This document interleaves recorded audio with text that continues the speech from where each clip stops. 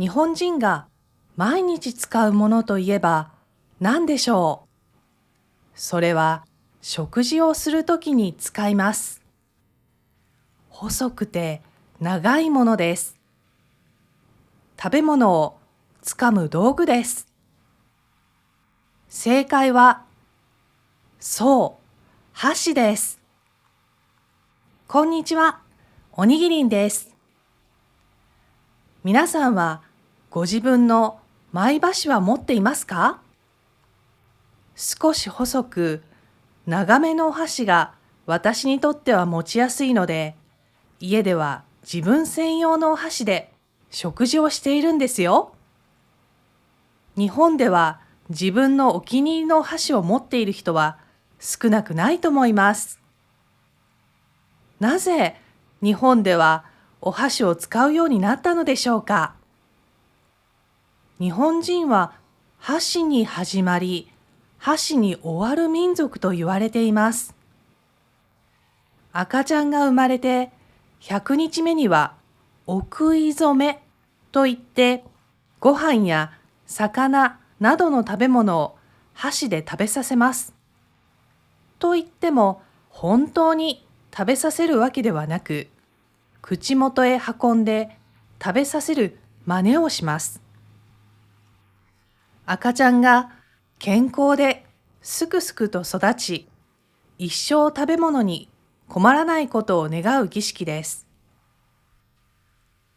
それから毎日の食事でも使いますよね。3度の食事をするために箸を使います。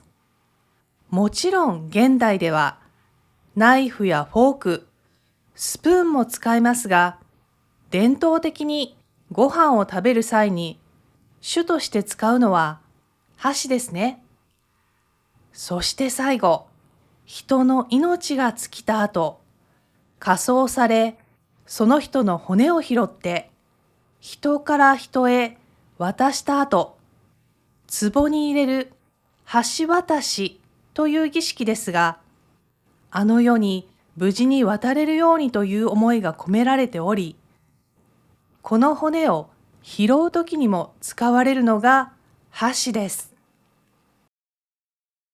食事のときに食べ物を箸と箸で受け渡してはいけないと日本で言われているのは、この儀式を思い出すからでしょう。このように生まれてから死ぬまで、日本人と箸は深い関わりがあります。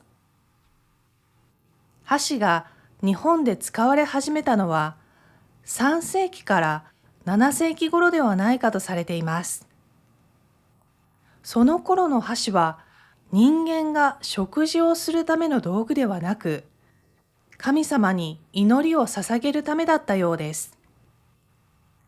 神様のお供え物を手で触れて汚さないように箸が使われていたのかもしれません。今のような2本セットになっている箸ではなく、ピンセットのような形で、素材は竹だったようですよ。箸の漢字を見ると、竹を表す竹冠が使われているのも納得がいきますね。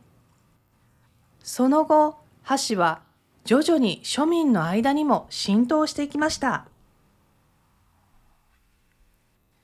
もちろん日本以外で箸を使う国もあります。ただ、それらの国々では箸だけを使うというより、スプーンを一緒に使って食事をしたり、食べ物を大皿から取り分けるために箸を使うようです。日本では食事をする際は、自分の箸を使用して自分のお皿から食事をする方法が伝統的です。そのため、小さな豆などをつかみやすいように、箸の先が細くなっています。なぜ箸と呼ばれるようになったのでしょうか。日本語では箸という言葉は、もともと物と物をつなぐものを意味します。例えば、こちら側とあちら側をつなぐもの、橋と言いますね。お箸も箸先は人間のもの。箸先の反対側にある上部は神様のものとして考えられていました。食事の際にはお箸に神様が宿るとされており、人間と神様をつなぐ役割、橋渡しをするのが箸だとされていました。